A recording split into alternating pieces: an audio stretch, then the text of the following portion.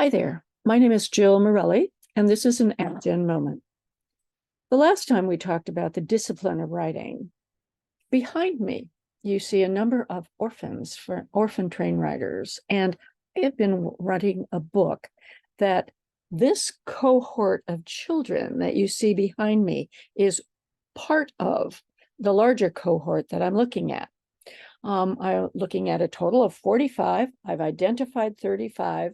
None of them had or were named at the time I started. So how do you write a book? Well, I didn't start by writing a book. I started by writing an article. I thought I could talk about these orphans. I could talk about these orphans in an article and get it published in a journal, a magazine, a historical magazine, something. And so I got very excited about that.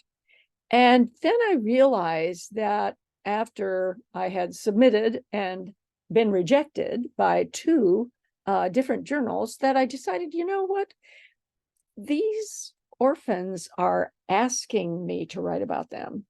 They want me to tell their story. And so I decided to write it as a book. At that time, it just fell into place.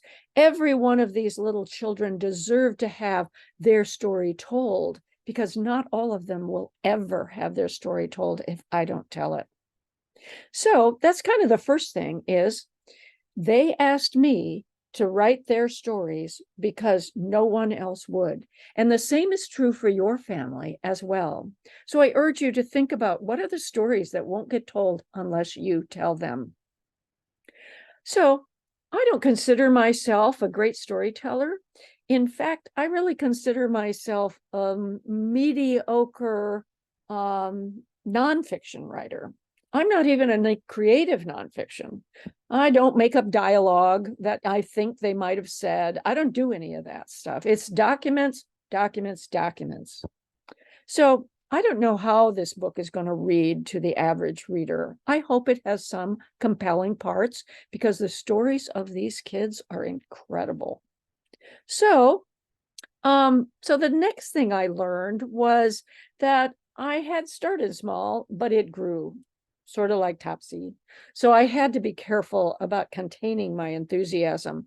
I'm not ready to publish the book yet, but at this point in time, I have about 177 to 200 pages that this book will be when I'm done.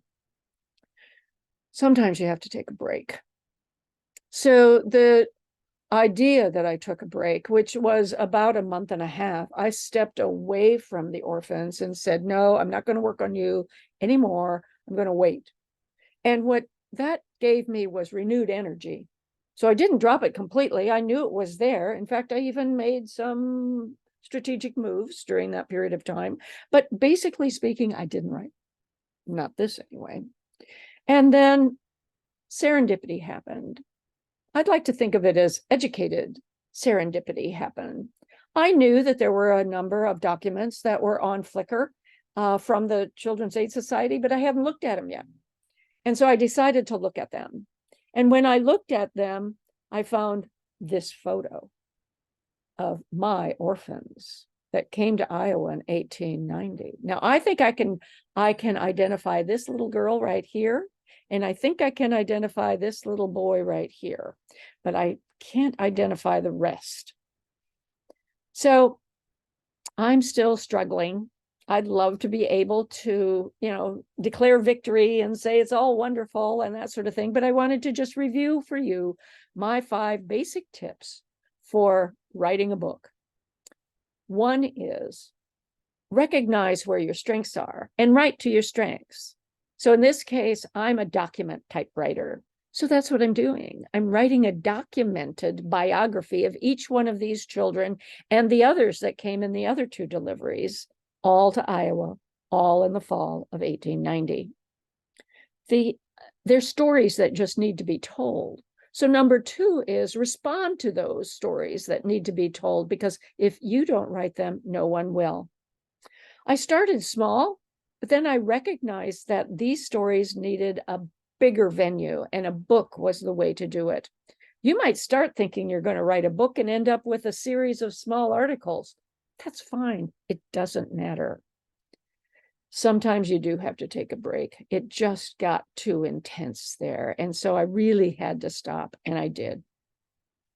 And then sometimes you have to accept the serendipity that's sent your way and be thankful and welcome it as well. Remember my previous AppGen moment, which was to write every day.